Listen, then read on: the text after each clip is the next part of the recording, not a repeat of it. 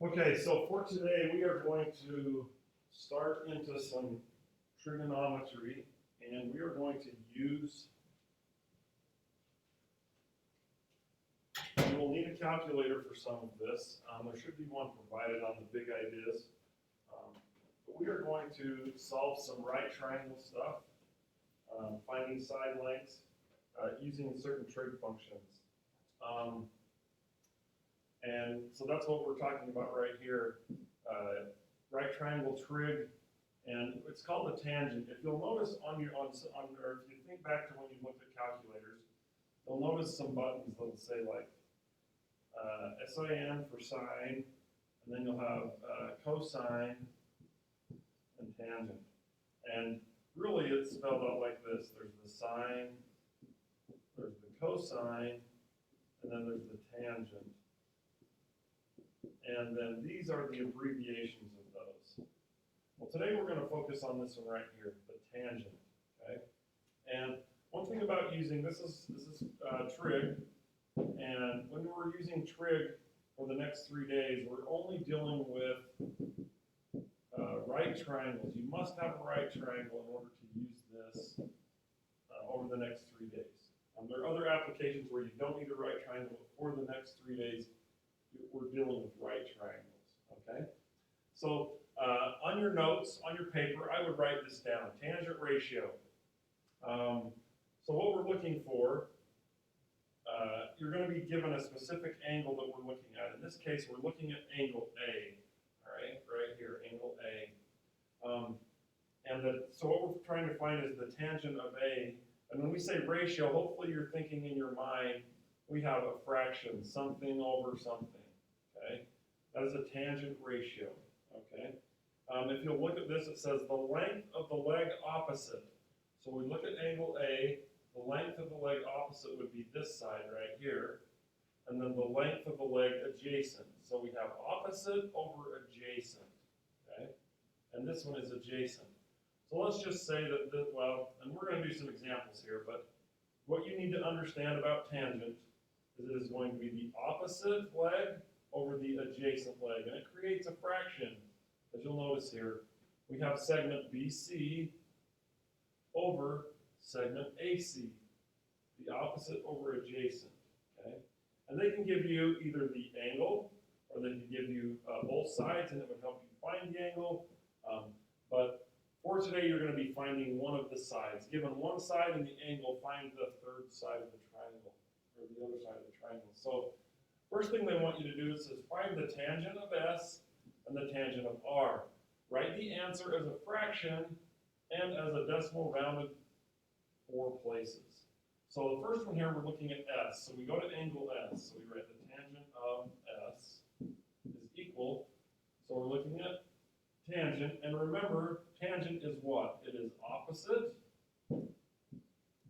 over adjacent, okay?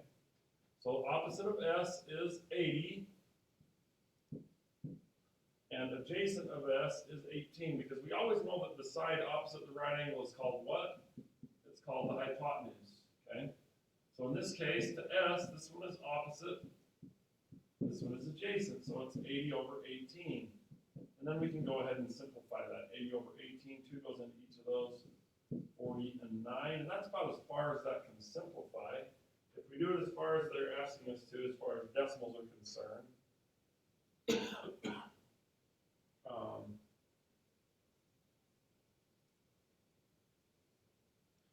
it's 4.44 would be the rounding to 4 decimal places. Okay? So the tangent of S is equal to 40 over 9, or approximately, that's the squiggly lines there, 4.44. Okay, now I'm going to erase this because it's going to be different now, except for the hypotenuse, because now we're looking at the tangent of R. So we look at R, so we have the tangent of R, so now I'm going to circle R, and the side opposite of R now is 18. So I'm going to do opposite over adjacent again, so it's going to be 18, and the adjacent side now is 80. So that one's opposite, and this is adjacent. Notice, depending on the angle that they give you, that we're talking about, So in this case, we know that this is going to simplify to 9 over 40, and that's going to be different as far as the decimal is concerned. That's going to be 0.2225.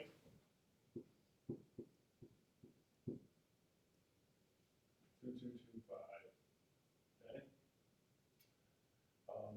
So that's what we're talking about there. Hopefully you're able to follow along with that. They want you to do the exact same thing here on 1 and 2, the tangent of J and the tangent of K. So I'm going to write the tangent of J, and I go to J. Opposite is 24, and adjacent is next to 32. If I simplify that, 8 goes into each of those. 3/4, and when you multiply that out or divide that out, say the 4 decimal places, but it's just going to be 0.75 is what that's going to equal. So that is our tangent of J, and then our tangent of K. So now we go here, our opposite is 32, adjacent is 24, so this is going to be 4/3, or approximately 1.33. I don't know how far that goes out. 1.33. So there's your 4 decimal places. Okay. Then we look at this one here. We'll do the tangent of K in blue again. We're going to do that one first. So K opposite over adjacent. So 15 over 8. And then the tangent of J. We go to J, and we're going to go 8 over 15. And then you guys can figure out, as far as decimals are concerned, 15 divided by 8 is 1.875. And 8 divided by 15 is 0.533. Okay? So that's how you would find the tangent ratio as a decimal and as a fraction. Okay? Now they want you to find the value of the side, given the angle measure. So we always look at the angle measure. That is important. And this is the opposite, and this is the adjacent. So we set it up. So we go tangent of 32 degrees is equal to opposite over adjacent. And how could you solve for x or get x by itself? Well, we can multiply both sides by x. So now I have x times the tangent of 32 is equal to 11, because those would cancel. Then I would divide by the tangent of 32. Okay, now when you do this, that tangent of 32 is a function. So when you type that in your calculator, go 11 divided by parenthesis, tangent of 32 parenthesis, parenthesis. So close that off. And you end up with 16.64. And they want it to the nearest tenth. So that is 1 decimal place, so 16.6. And then we look at this and say, does that seem reasonable? 16, yes it does. That's decent compared to 11. It does look like it's longer, so that would be my answer, 16.6. Okay? So that's given an angle measure and one side, trying to find, you're using tangent to help you find the other side. Now they want you to use your special right triangles. Remember our special right triangles on a 30, 60, 90. This should be in your notes. So we have 60, 30. We know that this side is x, the hypotenuse is 2x, and this is x squared root of 3.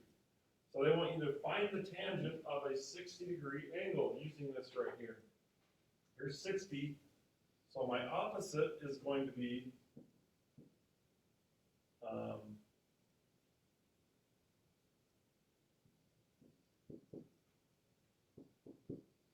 x squared root of 3, and the adjacent is going to be x. Okay? And we're just going to label this A.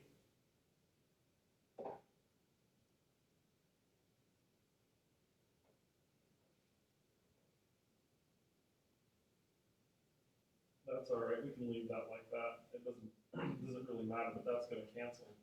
So the tangent of 60 degrees is gonna end up being the square root of 3 because your x's will cancel. Okay, so that would be how you would find that using that, because we have x over x. All right, let's look at this. Here's just a couple more practice. So we have 61 degrees. So we have, and notice from 61 I have opposite and adjacent, so I'm going to use tangent. So tangent of 61 is equal to 22 over x. This is just like the last problem. We're going to multiply both sides by x. Those x's cancel out. And then I'm going to divide by tangent of 61. So I have x is equal to 22 divided by tangent of 61. So let's look at that real quick. 22 divided by tangent of 61. And it is 5.87. I want you to round it to the nearest tenth, so I'm going to say it's approximately 5.9. Okay. We'll look at this one here. Here's my angle. Here's my opposite. So I have the tangent of 56 is equal to the opposite over adjacent, which is 13. So in this case, I would multiply both sides by 13. So this one's a little different. So really what I have is 13 times the tangent of 56. That's what you would be typing in your calculator. So 13 times parenthesis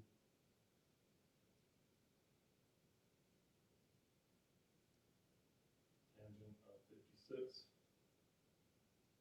And hold on a second, I've got a little an error here. I forgot to mention this. Make sure that your calculator is in the degrees mode and not radians. If it is in radians, you'll get the incorrect answer. So my last question could have been done incorrectly because I was using it in radians. But this works out so that x equals 19.3. That's rounding it to the nearest 10th. And that's a reasonable answer. Let me double check this last one here real quick because I was in the wrong mode. 22 divided by the tangent of 61. That makes a little more sense. This should be 12.19. So 12.2 when you round it to the nearest 10. That was because I was in the wrong mode. Make sure that you are in the, as far as your mode is concerned, that you are in degrees, not radians. First thing to check on your calculator if you're using that. Okay. Okay, now doing a couple story problems. They want you to find the height of this tree using trig. So we look at the angle, it's 59. The opposite is x, so I have the tangent of 59 is equal to the opposite over the adjacent. So I would times both sides by 45. So I would have the tangent of 59 and times that by 45. 74.8 to the nearest foot. So I would round that to 75 feet. 74.8 feet if they want it rounded, so I'd round it to 75 feet is the height of the tree. Does that look like a reasonable answer? Yes, it does. Okay. The last one here, they want the height of the lamp post. So we have the tangent of 70 degrees is equal to the opposite over the adjacent. Now, this is in inches, understand. And they want it rounded to the nearest inch as well. So here I would times both sides by 40. And I would have the tangent of 70 times 40. So I would just do the tangent of 70 equals times that by 40. And I get 109.8. So 110 10 inches. If we round it like we wanted to the nearest inch, 110 inches, which makes sense. 110 inches, right around